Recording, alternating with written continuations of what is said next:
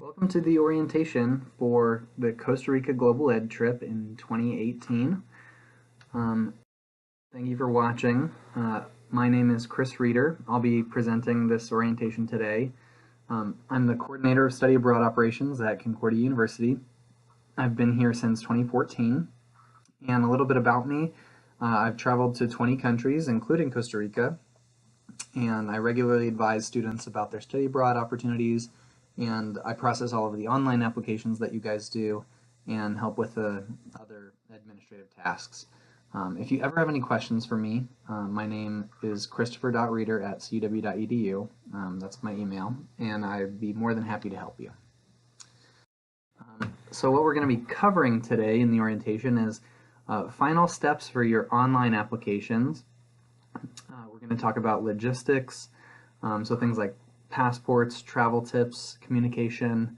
We're going to talk about conduct, and we're going to talk about health and safety, so vaccinations, medications, how to stay safe, food and water concerns, insurance, things like that.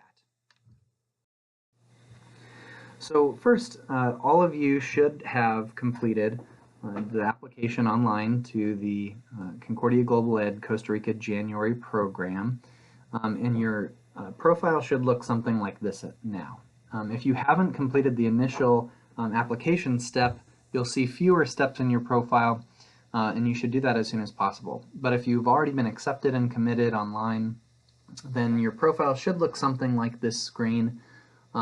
So the things that you need to complete before you go are all of these learning content items over here. These are things that you just need to click on, open, and then mark that you read them. It's a lot of helpful stuff. Some of this we're going to cover today. Other things that you need to do are the application questionnaires. So the medical self-disclosure, where you're going to tell us a little bit about your medical background. Nobody reviews that information. We just give it to the leaders to have on hand in case an emergency comes up with you overseas. And then there's the passport and visa. Passport is where you need to upload a color copy of your passport. And then visa, if you're a U.S. citizen, you don't need to complete that. You just open it and say that you're a U.S. citizen. If you are a citizen of another country, then you need to upload a copy of your U.S. visa or your green card there. And then finally, there's these material submission items. So once you all have viewed this orientation, this little box will get checked. And very soon we're going to be registering all of you for iNext insurance and charging your accounts $40 for that insurance. So once that has taken place, that box will be checked as well. We'll talk. Okay. So talking about logistics, the first most important thing that we need to talk about is passports. This is the most important thing that you need to have with you while you're traveling. So during your travel, you should carry your passport on your person at all times. Do not put it in a check bag. Do not put it in your carry-on bag. Carry it on your person. If you do not have your passport with you while you're flying into Costa Rica or back, it will create some significant problems for you. So keep it on your person, keep it safe. You might want to consider getting one of these passport wallets that you see pictured on your screen. Those add a degree of peace of mind. You can keep it safely under your clothing. And another thing to mention is that you should have a color copy of your passport in your bag and one to leave at home. So make 2 color copies of your passport. Put one in like a carry-on bag or a check bag, and then leave one at home with friends or family. If you lose your passport, it'll be really helpful to have those copies. All of you also will be uploading a copy of your passport to the online application, which you can access if you have Wi-Fi. All of your leaders will have a copy of your passport as well. While you're traveling, it's important to keep your travel documents in order. So the first item is the boarding pass. You should have that on your person the whole time while you're traveling. Don't throw those away. And then a lot of people throw away these luggage receipts. But if you lose your luggage, that thing is really important. So when you check a bag, keep that tag that it looks something like this. Keep it somewhere safe. If the airline loses your luggage, that'll help a lot to recover your luggage. So as far as travel arrangements, everybody should be totally aware of all of your flight details. So you need to know your airline that you're flying, the flight numbers and the dates and times, and you need to tell that information to your family back home. A lot of times family, want to make sure that you landed and made connections and things like that, and they can track the status of your flight as long as they have that information. But it's also important for you to know as well, because at the end of the day, you're responsible, even though you're traveling with a group, most of you, you're responsible for getting to your final destination. So related to traveling with a group, you need to stay with the group. You should have your leader's phone number in case you get separated, but don't go wandering off. This is just in case. So have their phone number and make sure that you communicate. So in a large group, it's inevitable that people are going to need to, in the airport, grab some food or go to the bathroom, but don't just disappear. Tell your leader or tell one of the other students that's staying behind where you are and that you're going to be back right away. Some of you might be connecting from other parts of the country, so for portions of your travel you might be traveling alone. So some things to keep in mind in that scenario is make sure that your leader knows your flight information and you know theirs. Make sure you have a clear plan for when and how you will meet your leader and the rest of the group, and make sure that you have your leader's phone number and that they have yours.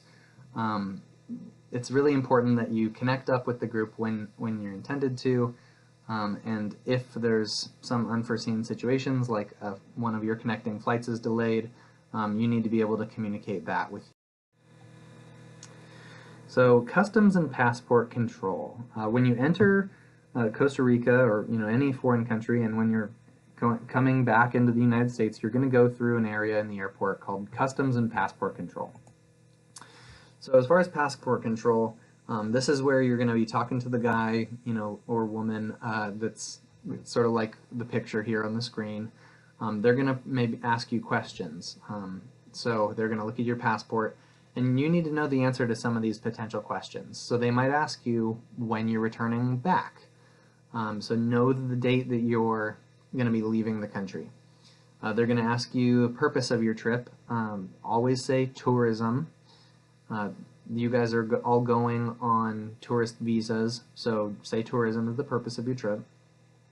And it's important to note that some countries have entry fees and exit fees that need to be paid at passport control.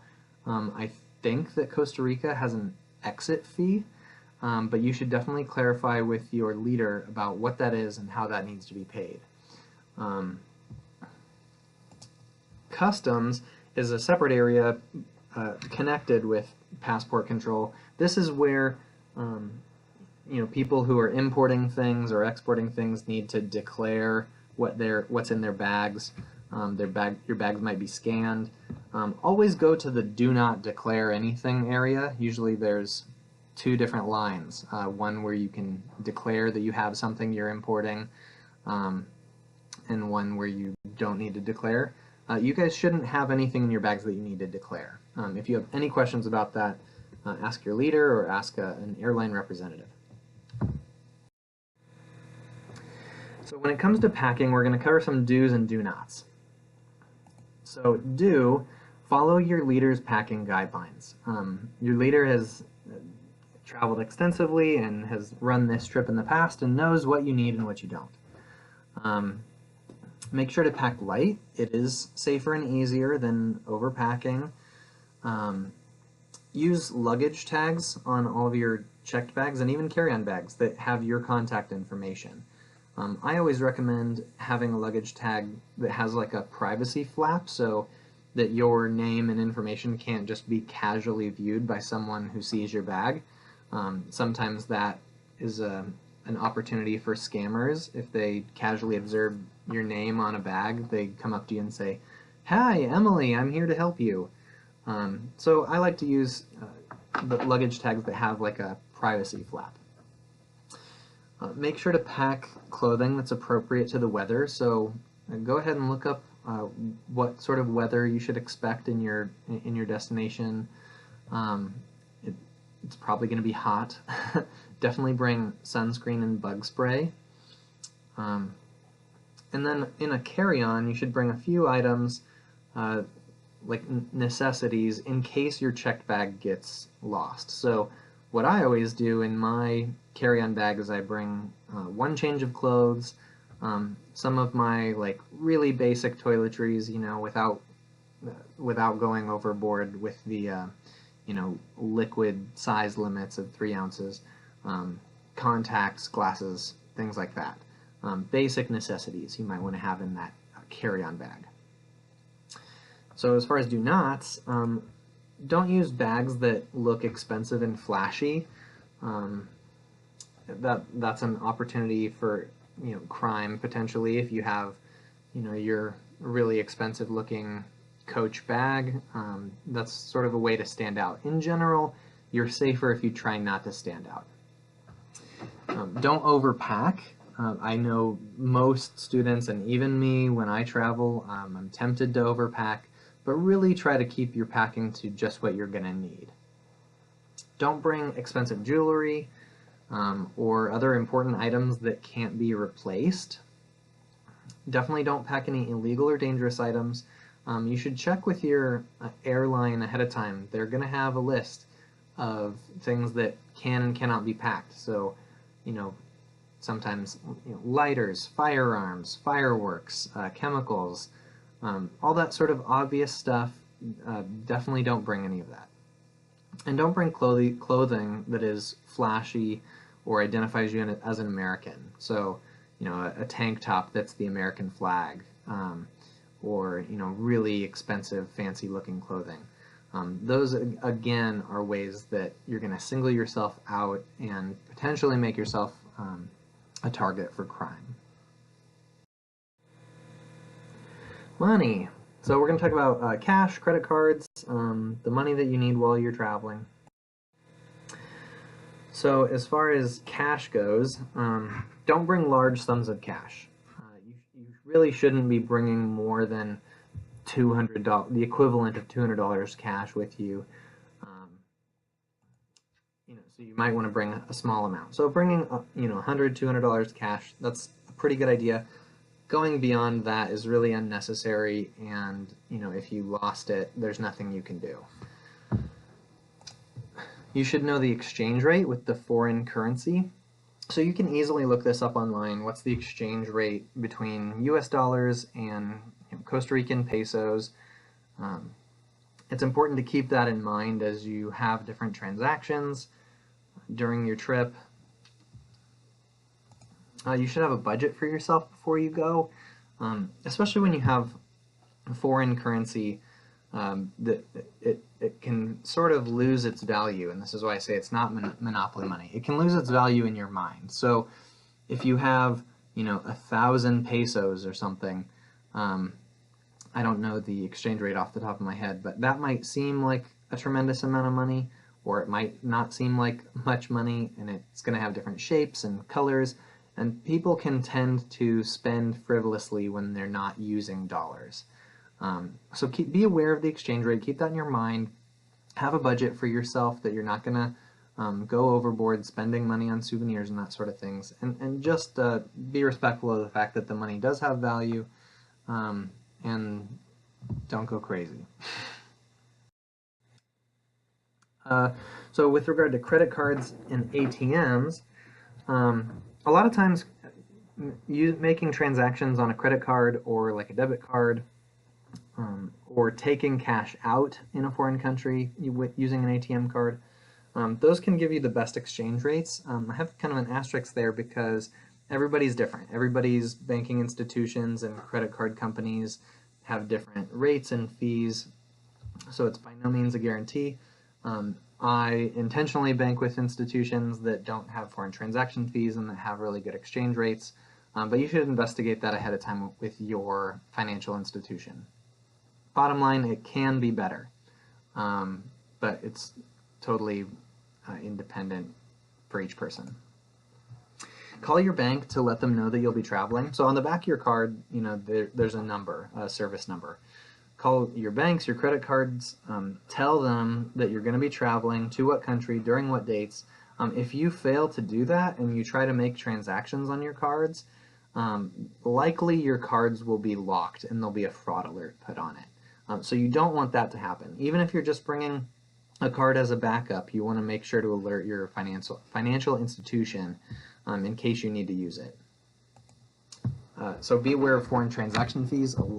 Unless you have a card that is sort of oriented towards travel and is specifically not charging foreign transaction fees, a lot of times credit cards do charge foreign transaction fees. So check with your institution, see what those are, see if you might want to get a card that doesn't have foreign transaction fees. And only bring those cards that you plan to use. So even if you have one just as a backup, that's planning to use it.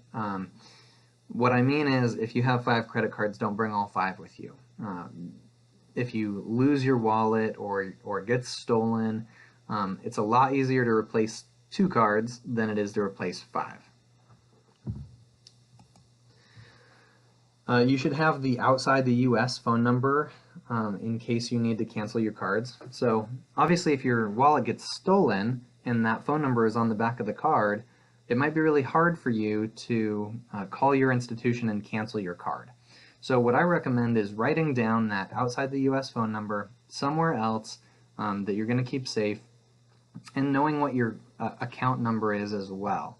That makes it a lot easier when you're trying to call your bank and cancel your card. Some people will even make a photocopy of the card and leave it with family members. That can be easier too. So just imagine the scenario that you've lost a credit card.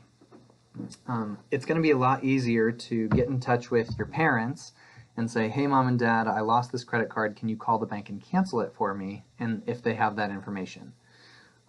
Versus you having to be the one, while you're in a foreign country, calling back to your financial institution and canceling the card. That can be a challenge. So bottom line, have that information and give that information to someone back home that can help you if they needed to.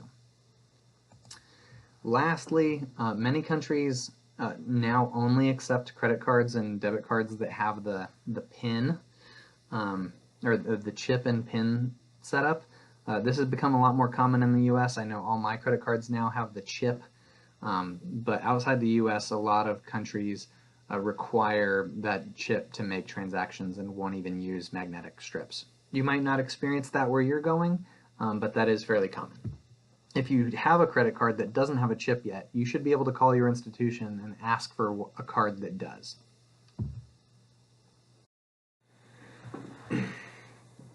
So communicating with your friends and family back home, definitely do not promise to call your family or email them as soon as you land. That creates a lot of unnecessary phone calls to my office of parents wondering where you are. The fact is, you can't really promise that. You have no idea if what your access to phones or to the internet is going to be as soon as you land. So if you say, I'm going to call as soon as I land, and your family is tracking your flight on their app back home and see that you landed and they don't hear from you for several hours, sometimes they can freak out, especially if you promised that you'd call as soon as you land. So what you should do instead is tell your family that you may not be able to contact them right away when you land, but that you will contact them and let them know you're fine as soon as you can. So at some point early in your trip, you should be able to find the internet to email, call, whatever, but that might not happen until, say, the next day after your flight lands. So just don't give your family any reason for concern. And then even if you have an internet connection or phone service the entire time on your trip, don't spend the whole trip trying to find Wi-Fi and on Facebook and calling and Skyping and that sort of thing. Live in the moment instead. You're going to be traveling for a very brief period of time. and all your friends and family are going to be there when you get back. It's nice to keep in touch and just let people know that you're doing fine. But you're now going to be in Costa Rica, and you want to experience that to the fullest and not be totally wrapped up in what's happening back home. But some of the ways that you can communicate back home, include phone and internet-based services. So using the phone, for example, you can get an international phone plan. You can call your cell phone provider and just activate your phone to be used internationally. That can be pretty expensive, so I recommend checking with your phone provider before you do that. And it can be a little ineffective too. So there's really no guarantee that if you have Sprint, for example, even if you turn on the international calling, that when you get to Costa Rica, that you'll have service. An alternative option is, calling cards, which I recognize antiquated. I personally haven't used them in many, many years, but they still exist. They still work. And basically what those are is, phone credit cards that you can buy in the country when you land that allow you, X number of minutes. You call a number on the card and then call the number in the U.S. you're trying to contact. So that's one possible solution. And another possible phone solution is getting a SIM card in the host country. So if you have an unlocked phone, you could buy a SIM card when you arrive. That would give you, phone access in the country. You probably don't need it on a short trip, but it is an option. It seems like a much better ways of communicating are web-based. So obviously email, social media, keeping a blog, Skype, FaceTime, WhatsApp, Viber. Those are all apps that allow you to make phone calls over the internet, like over Wi-Fi. So you might want to download one of those apps to keep in touch with family. You can call and text on those. But some places are easier to find Wi-Fi than others, so you should ask your leader what to expect in terms of internet access. Likely in your hotels you'll be able to have Wi-Fi access, but it might be out, so you really don't know until you get there, but your leader probably has a much better idea, so you should ask. Okay, so we're through the logistics section. Now we're going to talk about conduct. So the most important thing when it comes to conduct during the trip is that you abide by all the local laws. So laws might differ between countries, so you need to find out what those differences are. Additionally, you may not have the same legal rights in every foreign country. So we have this legal standard in the United States that if you're accused of a crime, that you're innocent until proven guilty. That is not necessarily the standard in every other country. It might be the opposite if you're accused of a crime, that you're guilty until proven innocent. If you're arrested, there may be little that Concordia or the U.S. Embassy can do for you to secure your release. In fact, I guarantee there is very little that we can do for you. So it's really important that if you interact with any police officers in the country, that you comply with their directions. Final note here, many countries have even stricter laws about drugs, so just don't even think about it. A lot of times drug-related crimes in foreign countries have mandatory sentences. You may not have a right to a trial. So sort of bottom line here when it comes to the law is don't do anything that you wouldn't do at home. Behave yourself, be respectful. If you see signs, traffic signs or whatever, obey them. And just stay out of trouble, because if you get in trouble, there might be very little that we can do for you, and you may have little legal recourse. So aside from laws, we also have conduct expectations at Concordia. So all of you, when you did your application online, were given the link to the Concordia Code of Student Conduct, which you probably should have read at some other point anyway, but we just give it to you as a reminder. And Concordia is an alcohol and drug-free campus. So those standards extend beyond our campus during these global education trips. It's important to follow the instructions of your leaders. You need to be respectful of others, including locals, but also of other people in your group. If you're going out, if you have free time during the program, never go out alone. Always go out in a group. And if you do go out, make sure that your leaders know where you are, where you're going, and when you'll be back. And just to reiterate again, don't do anything you wouldn't do at home, and you'll be fine. If you do violate any of the conduct expectations, here's what you can expect. So conduct violations will be treated the same way they would be on campus with a formal due process through the Office of Student Life. For serious violations, your leader has the authority to terminate your involvement in the program and send you home early without a formal disciplinary process at your own expense. So if you are, assaulting another student or caught doing drugs or any serious violations, you might be sent home and you'll have to pay for it. And if you are sent home, you may not be able to receive full academic credit for the program. All of you are expecting to get 3 credits for this experience, so it may impact you academically as well. And conduct violations that happen overseas, they'll follow you back. So I mentioned in the first point here that conduct violations will be handled through the Office of Student Life. So that could impact your relationship with the university beyond just the trip, even if you're sent home.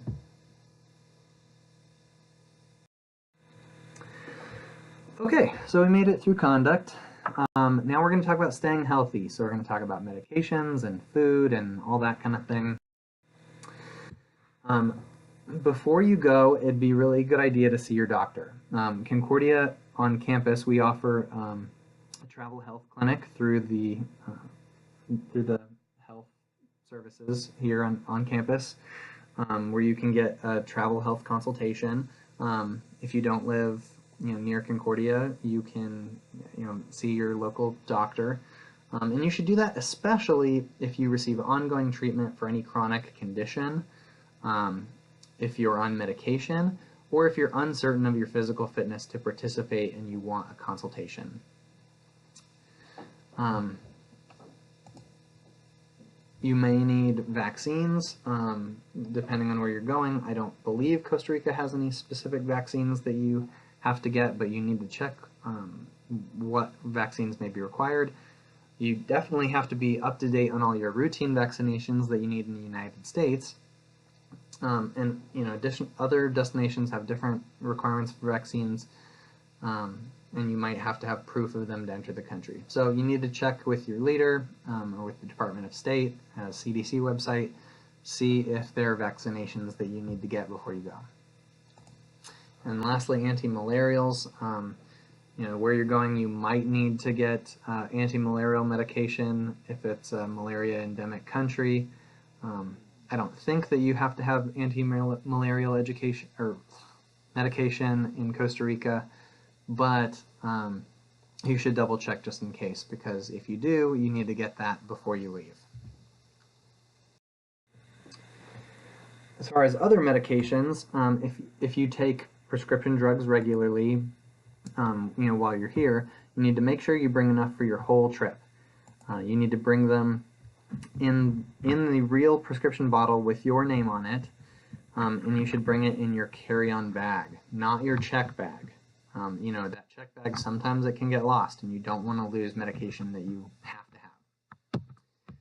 Don't count on being able to get your drugs in the host country. So basically, keep them with you in your carry-on, in the prescription bottle it came in, that has your name on it. If you have a prescription bottle for somebody else, you might have that confiscated in customs. If you bring prescriptions in not the prescription bottle, those also might be confiscated in customs. As far as over-the-counter medications, bring bring a little supply of your own sort of common remedies. So, if you use NyQuil, for example, if you get the cold, you might want to bring a little bit of that. If you're prone to, stomach aches, headaches, you might want to bring some like Tums, ibuprofen, whatever.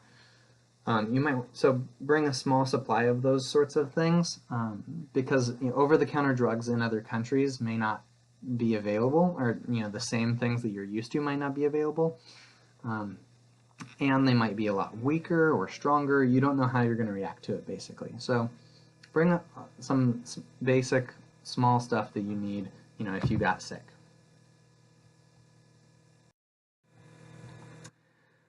If you do become sick or injured during the trip, you first of all need to tell your leader. They will help you to locate medical care. It's important to note that facilities and access to health care may be different than in the United States. The U.S. Embassy can help in locating medical care. They can also help to refer you to a care location that speaks English, or a translator that will help you to get care in English. I mentioned at the beginning that everybody has to fill out a medical self-disclosure form in your online application. Just to reiterate, we don't review your medical information that you record in that form before you go. We're trusting that you are an adult and you are responsible for your care, and if you say that you're healthy enough to travel, we believe you. But your leaders will have a copy of those forms with them. If you need to get care, they'll know what your allergies are, what medications you're on, and they can tell that to whoever you're getting medical care from. If you have some kind of emergency, it's important to know the emergency services number in your host country. It might not be 911. Luckily in Costa Rica, 911 is commonly used for emergency services, but they also have specific phone numbers for specific emergency needs. So 1128 is for an ambulance, and 1118 is to report a fire. If your leader perceives that you are in need of medical assistance, follow their directions even if you think you'll be fine. So just a little anecdote here. When I was traveling in West Africa, I was with a woman that refused help all the time, even though she seemed like she was doing bad. She seemed to be getting sick and would not go to a doctor, even though all of us told her that she needed to. When we finally got her to a doctor, it turned out she had malaria. So that was kind of a nightmare for her and for the rest of the group. It's going to be a lot easier to take care of you if you're, number one, responsible for yourself, and if you listen to your leader. So everybody is insured through iNext for health and accident insurance during the trip. We will be registering you very soon, probably early November, for iNext insurance, and you'll receive an email from them that'll ask you to complete your registration and allow you to get an insurance card. So once we've registered you, you are completely registered and you are covered and you have a policy number. But if you want to get like a plastic card that has your policy number on it and has the phone number, then you need to complete that registration step in the email you receive from iNext. The email actually may look like it's from Concordia University, Wisconsin, Ann Arbor, but it is from inext@ciee.org. So what it covers is 100% of medical expenses up to $500,000, barring exclusions. So some of the exclusions are extreme sports, if you hurt yourself hang gliding or something like that, pre-existing conditions, and preventative medicine. And so when they say pre-existing conditions, what that means is routine care for pre-existing conditions. So if you're a diabetic and you have a like a critical, like a severe diabetic, episode during the trip, that would be covered. But if you just lost your, diabetes medication, that'd be considered, and you need new meds, that would be considered routine and would not be covered. So that's just kind of an example of what pre-existing conditions mean. The insurance works on a reimbursement basis. So there's no networks. You don't have to have your policy or card with you at the time of receiving care. So it's not like the United States in that way. You just need to get whatever care that you need, and you'll have to pay the bill at that time, but keep the bill with you, because when you come back, we'll help you file a claim with iNext so that you can be reimbursed. The insurance also covers evacuation for like natural disasters or political upheaval. So if while you're there a volcano erupts and you have to leave the country, or there's widespread flooding or something like that, if it's required for your security to be evacuated, then the insurance will cover that. And there are some travel benefits as well associated with the insurance. So if you have lost baggage, I think it's up to $200 benefit that they'll reimburse you for. If your baggage is delayed, I think it's $50 a day. Trip delay, so if your trip, the airline cancels your flight and you can't go till the next day, they have some reimbursement for that as well. And then cancellation. So the asterisk there is because you are not automatically enrolled in a cancellation plan with iNext, but at the time that you receive the email from them, after we register you for the basic health insurance, you'll be invited to complete your profile online and get the plastic card, but it'll also give you the opportunity to optionally add on a cancellation plan. That would be entirely at your expense. There are several different levels of cancellation. You probably wouldn't want anything more than the $3,000 plan, which costs, I think, $110. But all that cancellation covers is cancellation for unforeseen things. So if you suddenly got sick before the trip, or if your mother suddenly got sick before the trip and you had to stay and take care of her, or if you got into a car accident on the way to the airport and you couldn't make it. It would cover things like that, but it's not a cancellation for any reason policy. Those are very expensive, and those are not provided through Concordia. If you want something like that, you need to obtain that independently.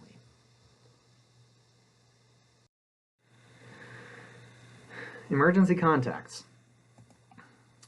So if you need to call out to the United States, so from Costa Rica, you're calling back to the US, you have to hit the dial out code in your country, and then the US code, then the area code, and then the phone number. So in Costa Rica, the dial out code is 0, the US code is 1, and then you'd put in the 10-digit phone number. If you're going to call your family in an emergency, please also call Concordia so that we know what's going on. It's not fun if you call your family because you're having an emergency and then they call us and we have no idea what's happened to you. So if you're going to make a call back to the US in an emergency, please call Concordia. So the number you should call is the campus safety number, 262-243-4344. That's a 24/7 number. Someone's always going to answer the phone. Campus safety will have your itinerary information. They'll be aware of you. And then they will direct a call to me or to my supervisor, David Berner, just to keep us in the loop. Another important emergency contact number to know is Overseas Citizen Services. So this is a single number that you can call in order to get in touch with the nearest embassy or consulate. It would be a good idea to memorize the phone number for the U.S. consulate or embassy in Costa Rica, but this is one number that will connect you to the embassy or consulate that's closest to you. Mainly the reasons you would need to call the embassy or consulate would be for a lost passport, or if there's some kind of crisis and you need to be evacuated, or if you're the victim of crime, if you're arrested and you need help finding an attorney, something like that. So, food and water safety. Um, the food and water in other countries is not necessarily, at the same levels of cleanliness in the United States. I don't want to turn you off to, eating local food. You definitely should. But there are some guidelines that you should follow in order to just stay healthy while you're overseas. So be adventurous but careful. Try the local cuisines, but follow these guidelines. You should really only drink purified or bottled water, even when it comes to like brushing your teeth, showering in ice. So what I mean there is, with showering, you don't have to shower in purified water, but close your mouth while you're showering. If you order a drink that has ice in it, the ice was probably not made with purified water. At fancier hotels and things like that, it is. But out at sort of common restaurants, it's probably just made with regular, possibly unpurified water. So you might want to stay away from ice. And when you're brushing your teeth, you might want to use bottled water. It does kind of depend on the standard of where you're staying. So if you're at a nicer American-oriented hotel, it's probably fine, but it's always better to be on the safe side with the bottled water. When it comes to produce, so fruit and vegetables, the rule is boil it, cook it, peel it, or forget it. So sort of the example there is, an orange has a rind that you can peel off, and then that's fine. But an apple, you're not going to probably peel the apple. You might, but if you're going to just eat the skin, you might be putting yourself at risk of getting sick if the apple was touched by dirty hands or washed in water that wasn't clean. Boiling, cooking, peeling, those things would help protect you in that situation. Wash your hands very often, just sort of in the United States. You guys are all nursing students, so I'm sure you're sticking to that. And then, vegetarians, just be aware that when it comes to, fruit and vegetables and things like that, I guess you need to be extra aware of the boil it, cook it, peel it, or forget it. It can be kind of a drag to only eat cooked vegetables instead of fresh things, but that will help you stay healthier. So here's some of the do's and don'ts, again, when it comes to food. So food that's safe is going to be cooked, served hot, hard-boiled eggs, fruits and vegetables that you've washed or peeled yourself, pasteurized dairy products. A lot of times milk and that's yogurt, things like that in other countries is not pasteurized. So just be aware of that. Look for labels that say it's pasteurized. Don't eat food that's served at room temperature. Food from street vendors, can be risky. Raw or soft-cooked eggs, unwashed or unpeeled raw fruits or vegetables, condiments such as salsa made with fresh fruits or vegetables, salads, unfortunately, can be a way to not be safe with food. Flavored ice or popsicles, unpasteurized dairy products, and bush meat. So any sort of odd wild game, monkeys, bats, that sort of thing. So when we're through the health section, and now we're going to talk about safety. So one of the most important things when it comes to staying safe overseas is knowing the rules of the road. Traffic accidents are by far the #1 killer of Americans overseas. That doesn't just include, being a driver or a passenger, but also a pedestrian, on the road, if you're struck by a vehicle or something. So as a pedestrian, be really aware. Be looking over your shoulder, be looking around. I know you're not children, but, look both ways before you cross the street, that kind of thing. Different countries have different conventions of right-of-way. So that can be, unexpected if you aren't familiar with those. So, for instance, in the United States, if you come to a four-way stop, simultaneously with another vehicle, the one to the right is the one that has the right of way. Rules like that are different in every country. So just be extra careful and aware of right of way. Don't get in an unlicensed taxi. If you ever ride in a taxi, only get one that is an official taxi, not one that looks sketchy. And always wear your seatbelt.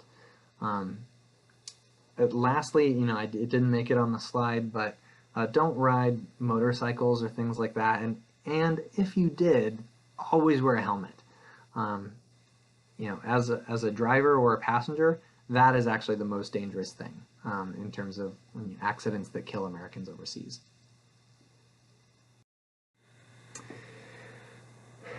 So as far as staying safe in public, here's some rules that'll help you if you follow to keep yourself safe. So don't use shortcuts, alleys, poorly lit streets.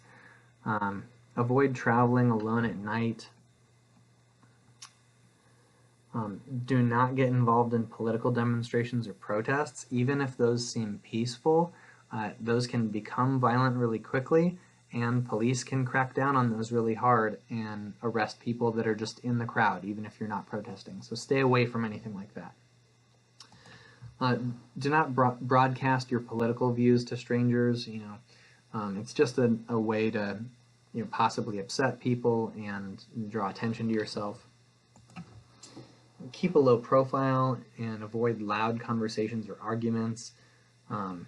Again, sort of an overarching rule of staying safe is don't draw attention to yourself. So things that draw attention to yourself are a good idea to avoid. Guard your wallet and passport and don't show off your cash.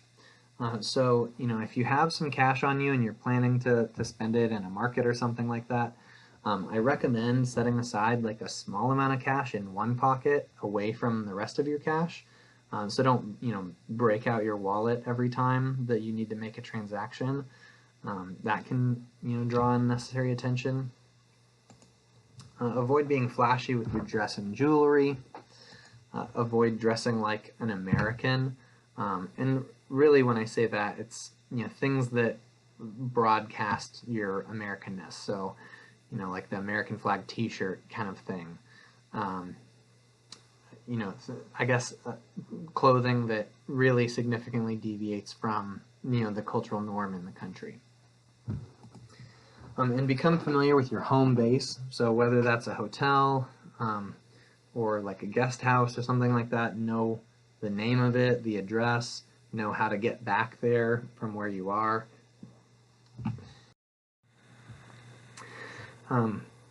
The number one, you guys are more than likely going to be safe. We've never actually had any significant crime or things like that happen to our students that have traveled from Concordia. We've been really blessed, but we have had students be victims of scams.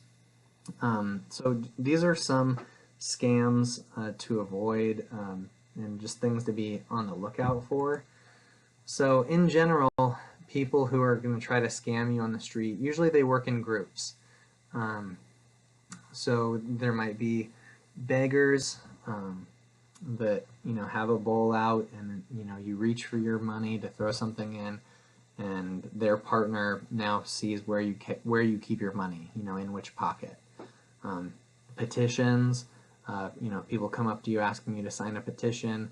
If you're holding a clipboard and a pen, both of your hands are busy. So, they might pickpocket you while you're doing that. Photographers, if people are overly friendly, come up to you and say, hey, can I take your picture? You're putting yourself at risk because you might hand that cell phone to them to take a picture and they could just run off with it.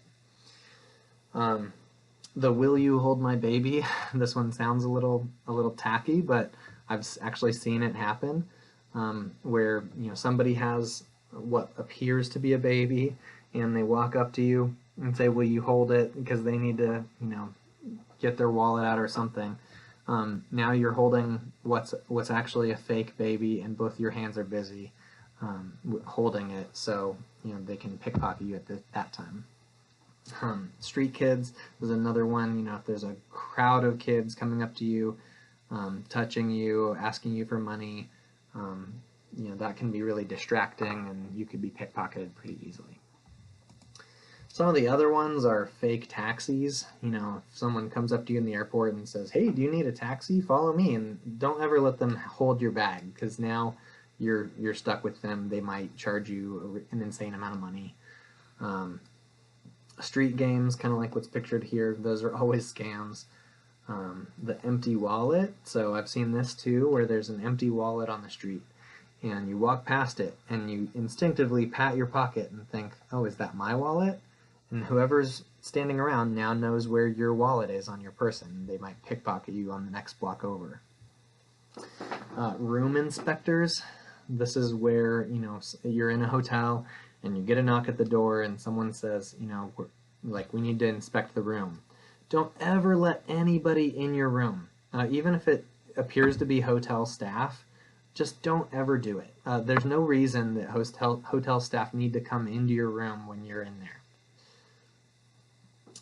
Slow counting is another one, where you are making a transaction at a counter and they're counting your change back to you really slowly, and you get frustrated and just say, "Okay, that's fine," and they've actually given you bad change, or the wrong amount, I should say.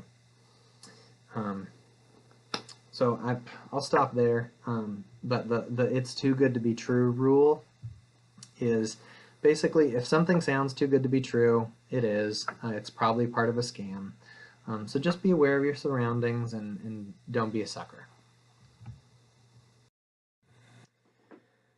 So when you're in your room, there's a few other things you can do to keep yourself safe. So if you don't have a safe in your room, you should keep your valuables on your person. Don't leave your wallet in your bag in your room unlocked, basically.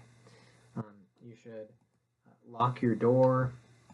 Don't let strangers inside. I kind of already covered that. And know the fire escape routes. I was one time in a hotel in the developing world, and there was a fire in our hotel, and there was no alarms. And I just woke up to people yelling, running around the halls, and I peeked out, and there was smoke everywhere. And that was my first night in that hotel, so we had to get out really quick. But that's really uncommon, but it would help to know the fire escape route. If you do have, sort of back to the safe thing, if you do have a safe in your room, that's fine to use as long as it's a reputable hotel. If you have real valuables, which you shouldn't bring with you, but if you have things that are really valuable, there should be a safe at the front of the hotel, so in the lobby. So if you talk to the concierge and say you need to put something in the hotel safe, that's a lot safer than the safe in your room.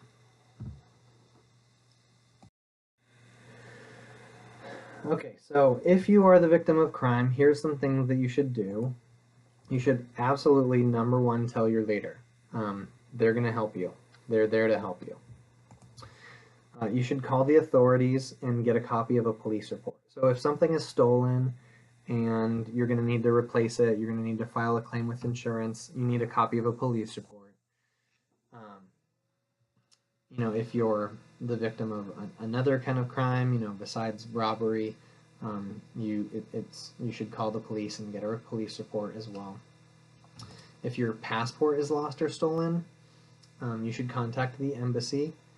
Having that copy of your passport will help to get a new one. And if your passport is the thing that was stolen, again, call the authorities and get a copy of the police report, because the embassy might need a copy of a police report if you're saying it's stolen. If your credit cards or ATM cards are stolen, you should call your bank and cancel those cards. If you left that information with family back home, getting in touch with them and letting them know so they can cancel your cards might be the easiest route. Do that as soon as possible too, because a lot of times when those things are stolen, thieves know they have a very limited window of time to use them, and so they're going to be making charges on your card as soon as possible. So as soon as you can cancel the card so that it doesn't work for them, that's going to help. So lastly, we need to talk about sexual harassment and assault. So, at Concordia, we strive to create a healthy learning environment, um, that is free from harassment and intimidation, that goes beyond our borders and includes all our students that do global education programs. Um, you should be aware that accepted behaviors might vary between different cultures. So, you know, something that you might consider sexual harassment or, I guess, really sexual harassment in the United States might not really be considered that in the foreign country. Different cultures have different standards around things like compliments and physical touch, but you should feel comfortable. And if anything ever makes you feel uncomfortable, you should. I'm going to talk later about what you need to do. If something happens to you, but you should feel comfortable. So don't brush off like, oh, it's probably just a cultural thing. You should mention it to somebody. Don't put yourself in dangerous situations. Going out at night, dressing in such a way that invites unwanted attention that you really don't want. Just be careful about those things. Sort of what I'm trying to say here between these last 2 points is that you also don't necessarily know the messages that you're sending with your dress and behavior. Those messages might be really different, how they're received and how you're intending them. So, one time I was in Spain and I was talking to a program director there who said, he pointed out this difference between Americans and Spaniards. He said that Spaniards are very friendly when they're greeting you. They'll give you a little hug and a kiss on each cheek. But then on the dance floor, all the girls kind of dance together by themselves and all the guys dance kind of together by themselves. And Americans are sort of the opposite. So when we're greeting somebody that we don't know well, there's probably no hug or kiss. We're a little more reserved in those personal interactions. But on the dance floor, Americans can get kind of crazy. So, you might be, on the dance floor and sending a message that's received as this person wants to have sex with me. So you might not want to be sending that message. So just be aware of sort of the cultural standards. Those things can help you keep safe too. We take all claims of sexual harassment and assault very seriously. So if you ever do feel uncomfortable if something happens that you think is not right, we do take that very seriously. And if you have been harassed or assaulted by anyone, including locals or including people on your program, it's important to report it to your leader. However, you do have the right to choose if you want to report it to your leader. And even if you do report it to your leader, you also still have the right to choose whether that gets reported to the police. That is up to you. If your leader is the harasser, then report directly to campus safety or to another Concordia staff person. If you do make a report of sexual harassment or assault to any Concordia staff person, we are mandated by the university to report that to our Title IX coordinator and begin an investigation. So even that includes things that happen overseas. So just so you know, if you do report sexual harassment or assault to a leader, they have to report it to the university's Title IX coordinator. But it is still up to you whether it gets reported to the police. There will be a full investigation by the Title IX coordinator at Concordia. I sort of already said it's up to you if you want it reported to the police as well. That wraps up orientation. Your leader is going to be covering a lot more very specific information for your trip, cultural learning and adjustment, and very specific logistics and things like that. If you have any questions about the content that we've gone over today, please contact me at my email address there. You can always go on our website as well. Thank you very much for watching, and I hope you learned something useful.